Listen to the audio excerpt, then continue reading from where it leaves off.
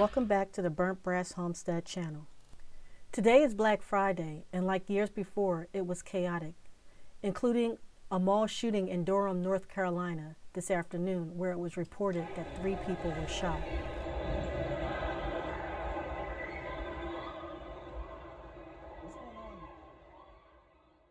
Many are complaining of inflated food prices, but what are they doing about it? I have no idea. But here are the fruits of our labor. A Whole Food market in our area had a sale on organic gala apples. We bought 20 pounds and decided to can them on Thanksgiving Day. We also scheduled to butcher 4 roosters on Black Friday. On Thanksgiving, we washed, peeled, cut, and sliced over 50 apples.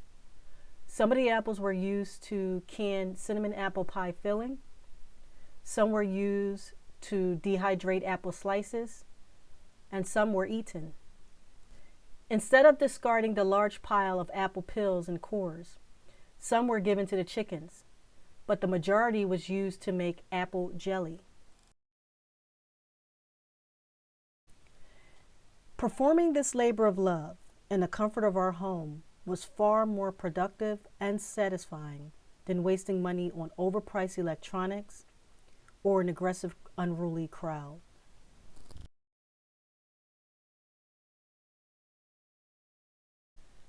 And despite the low temperatures and gusts of wind, we went ahead with butchering the chickens. We had to dig a hole for the chicken combs, get the water up to the correct temperatures to defeather the birds, then catch the birds. The 20 pounds of apples cost less than $20.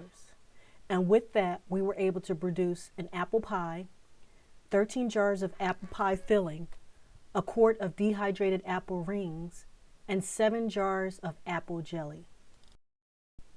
Now that is how you take advantage of a sale to stock your pantry.